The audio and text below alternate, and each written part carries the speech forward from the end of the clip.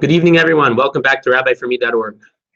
Tonight I'm going to tell you a story in honor of my mother, Chana Chaya Sarah Bas Avraham. Tonight is her 18th Yahrzeit. About 28 years ago, there was a family who was not necessarily Chabad per se, but they weren't even so religious. But when they would go to synagogue, let's say once a month, and they were Shomer Shabbos. But when it came to the time where they had some issues, they knew where to turn. This woman became pregnant, and a few months into the pregnancy, they started having problems. This woman was unable to get out of bed, even to go to the bathroom. She was vomiting everything that she would eat, and completely bedridden for a matter of months. At a certain point, the doctors approached her. They had been doing home visits, and the doctors said, well, for the past month and a half, the situation that you've been in has been dangerous for you, the mother, but the baby was okay. Now the situation is so bad that we're going to schedule an emergency operation for tomorrow. And if that operation is unsuccessful, we are going to make an abortion the following day. So this woman and her husband went into a panic. And who do they turn to? So the local rabbi was a Chabad rabbi. The husband called up the rabbi, and he told him exactly what happened. My wife, pregnant and sick, and the rabbi knew of it. And he said, and now the doctors are saying that if this operation doesn't work tomorrow, they're doing abortion. So the rabbi wasn't home at the time, and it's probably a better thing because his wife was home. The Rebbitzin was home. And whenever you talk to the Rebbitzin, then you get the real deal. The Rebbitzin said, if this is what's going on, you have to call the Lubavitcher Rebbe immediately. She gave him the phone number, and he called.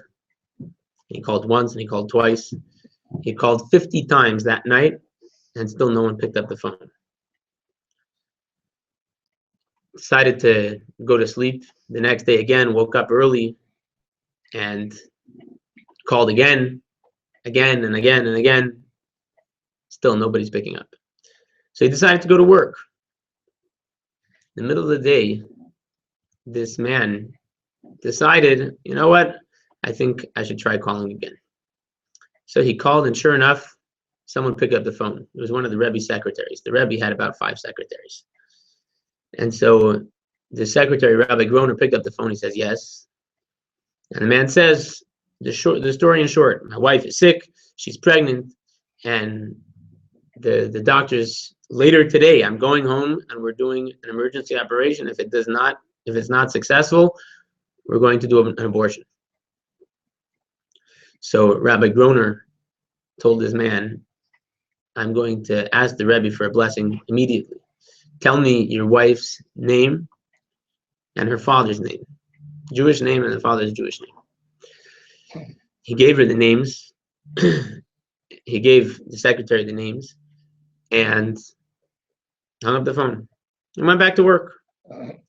Now, in the way that this man's routine was at the time, is that during his lunch break, he would go home just to change the bowls of vomit, because his wife was vomiting at the side of the bed, about 12 bowls, and she couldn't pour them out.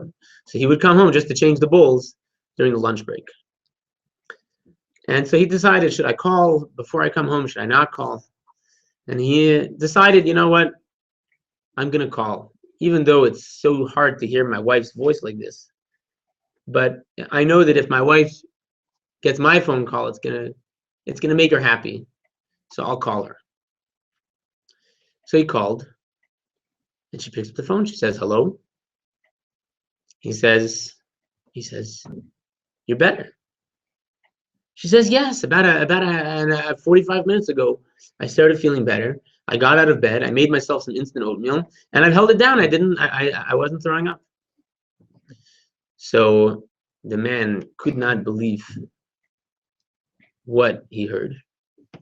Dropped the phone and zoomed home faster than he'd ever made it. End of the story is that night she went out shopping. She hadn't been out of bed in a month and a half. And now that night she went shopping. There was no emergency operation. There was no abortion. And at the end of 9 months, I was born. L'chaim. Mazel tov.